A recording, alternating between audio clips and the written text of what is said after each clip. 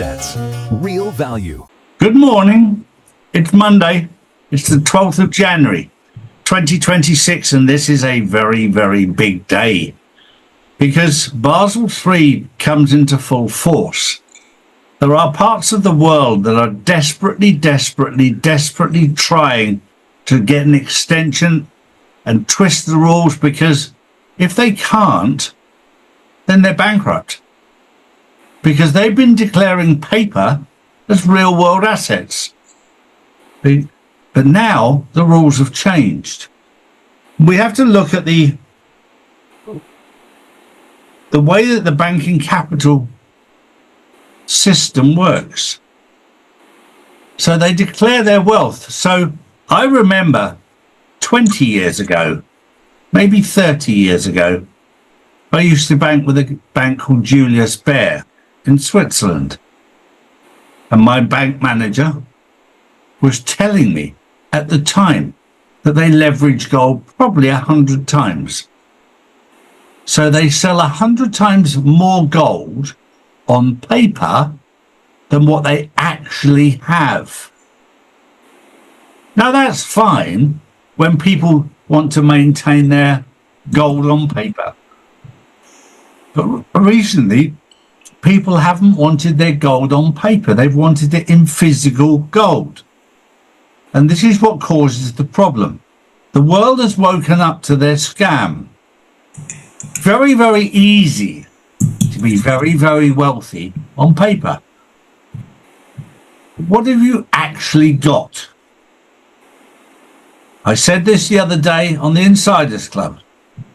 China and Russia have been buying gold and silver from America and from Europe and from the UK with paper.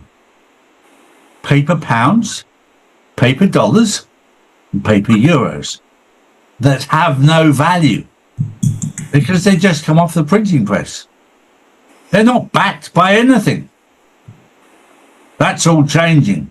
This week is the start. I've been warning you for 4 years. Today's the day when the light exposes the darkness. I told you to make sure that your money is out of the bank and in gold or silver. I warned you. We're getting very, very close to the time now where it could be too late. It's up to you. It's your choice.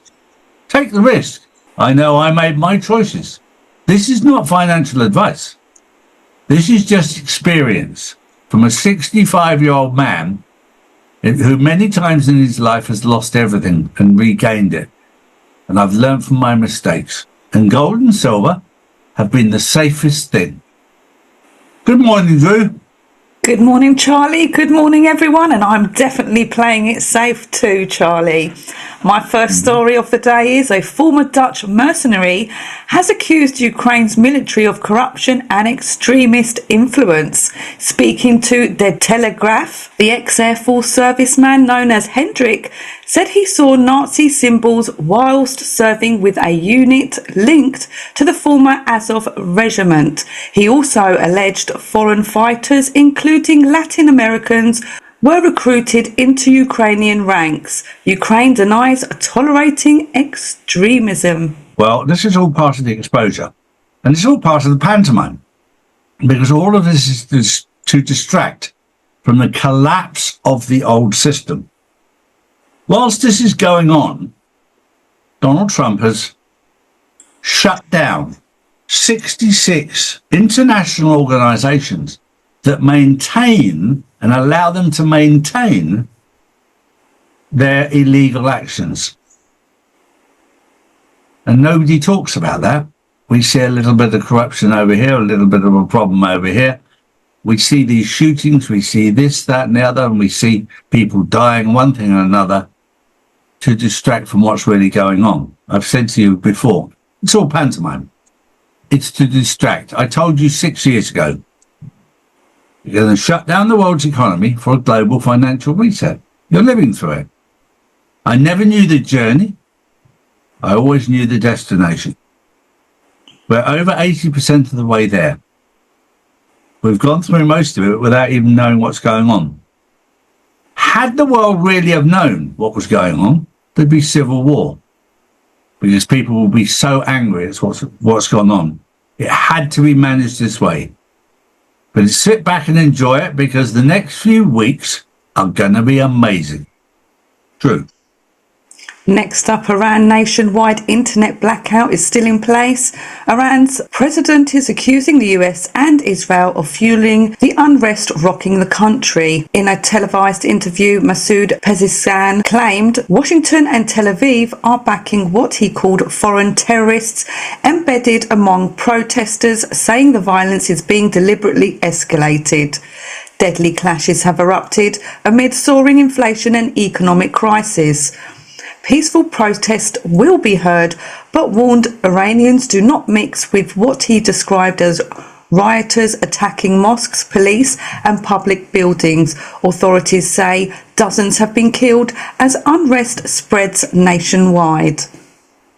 All of this is all, again, part of the distraction, because I know that Donald Trump and the Ayatollah of Iran are in very close communication. There are extremists, Islamic extremists, that Iran is desperately trying to get rid of. The question is, what do you do with them? What they have been doing is sending them to England, sending them to Europe, sending them to America. But those days are over. The UK's had enough of the extremists. It doesn't matter who you're the extremist of, whether you're a Zionist extremist, whether you're an Islamic extremist, whatever you are as an extremist, you're misinterpreting God's word. That's what extremism is. My final story is keep your eyes open over the next 2 to 3 weeks. What's going to happen in Davos is going to be unbelievable.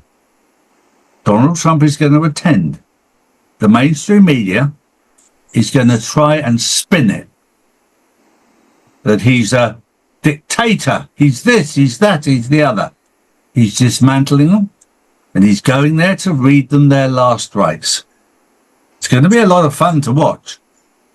But be also very careful right now, because not only is the mainstream media lying to you about everything, social media has been infiltrated by many CIA imposter truthers who've been saying the right thing for the last year or so, and the signs are beginning to show that they're not real. Just be careful. That was the news on the 12th of January, 2026. We'll see you tomorrow. Have a good week. Bye-bye.